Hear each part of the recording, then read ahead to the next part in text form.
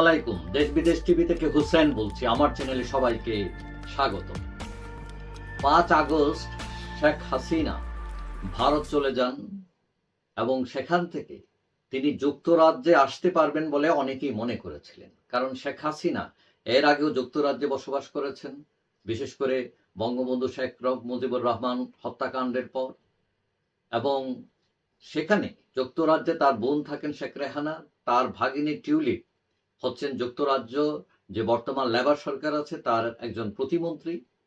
সুতরাং সবাই ভেবেছিলেন যে হাসিনাকে যুক্তরাজ্যে নিয়ে যাবেন টিউলিপ বিভিন্নভাবে চেষ্টা করে, কিন্তু সেটা আর হয়নি। কেন হয় নাই? কারণ শেখ হাসিনার পাসপোর্ট ছিল না এবং এখনো তার পাসপোর্ট নেই, এবং পাসপোর্ট ছাড়া কোনো দেশ থেকে তাকে ভিসা দিয়ে নিয়ে আসা এবং এখানে লিগ্যাল করা, এগুলো এই দেশের আইনে সেটা সাপোর্ট করে না।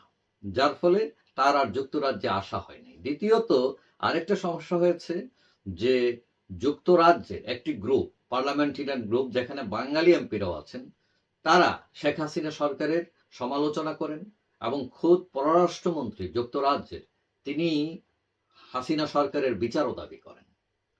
তো এই অবস্থায় টিউলিপ অনেকটা চুপ ছিলেন, কোণঠাসা ছিলেন। তিনি পক্ষে বিপক্ষে হাসিনার কিছুই বলছিলেন না। কিন্তু আস্তে আস্তে পরিস্থিতি বদলাতে শুরু করেছে। এবং সেইটা ছাড়াও তখন টিউলিপ একটু ঝামেলায়ও ছিলেন, তার ব্যক্তিগত ঝামেলা। আপনারা জানেন তার একটা বাড়ি আছে এখানে লন্ডনে, সেটা ভাড়া দিয়ে উনি আরেকটা বাড়িতে গিয়ে থাকেন এবং ওই বাড়ি থেকে যে ভাড়া পান সেটা প্রদর্শন করেন নাই। নিয়ম অনুযায়ী সরকারে থাকলে সেটা ঘোষণা দিতে হয়, কিন্তু টিউলিপ সেটা দেন নাই। এবং পরবর্তীতে এটা একটা ইনভেস্টিগেশন হয় এবং তাতে তারা এটা প্রমাণ পায়। তবে ওই কমিটি এটা একটা মিস্টেক হিসেবে ধরে নিয়েছে এবং তার কোনো পানিশমেন্ট হয়নি সেই জন্য। এবং সেই জন্য টিউলিপ মানে দুঃখ প্রকাশও করেন। তো এখন মোটামুটি তার ঝামেলা নাই। তো অনেকেই মনে করছেন তিনি এখন অনেকটা তৎপর হয়েছেন শেখ হাসিনার ব্যাপারে।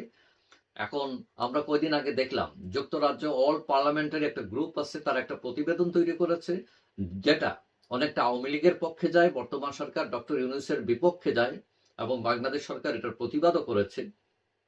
এবং অনেকেই মনে করছেন এই যে একটা ক্যাম্পেইন ব্রিটিশ পার্লামেন্টের মধ্যে, এটার পেছনে যুক্তরাজ্য, আওয়ামী লীগ এবং টিউলিপ থাকতে পারেন। এবং তারা যে প্রতিবেদন তৈরি করেছে, তারা যুক্তরাজ্যের পররাষ্ট্রমন্ত্রীকে সেটা দিয়েছে এবং তারা বলছে যে এটা ইউরোপের বিভিন্ন সরকারের কাছে পাঠাবে, বড় বড় আন্তর্জাতিক সংস্থাগুলোর কাছে পাঠাবে, যাতে একটা ক্যাম্পেইন করে এবং এটা যাতে প্রমাণ করে যে হাসিনা সরকারই হচ্ছে বৈধ সরকার, ইউনূস সরকার বৈধ নয়।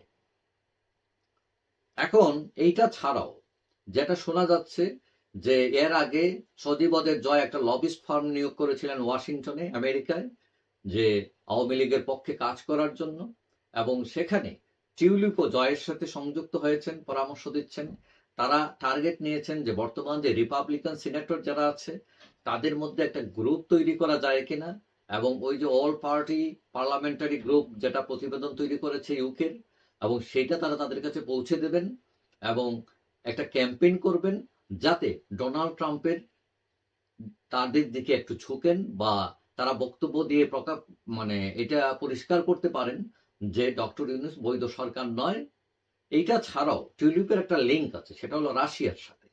রাশিয়ার যে রূপপুর পারমাণবিক চুক্তি হয়েছে সেখানে টিউলিপ একটা মধ্যস্থতাকারী ভূমিকায় ছিলেন তিনি।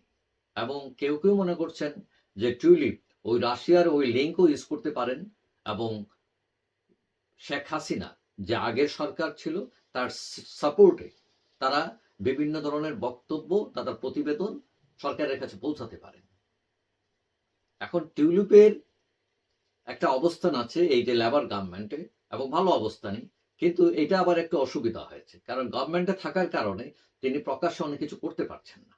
এটা তার সরকারের উপর চলে আসতে পারে বা প্রবলেম তৈরি করতে পারে তার অবস্থানে, যার ফলে তিনি অনেকটা টেকনিক্যাল, অর্থাৎ তিনি অন্দরে থেকে জিনিসগুলো করছেন বলে অনেকেই মনে করছেন।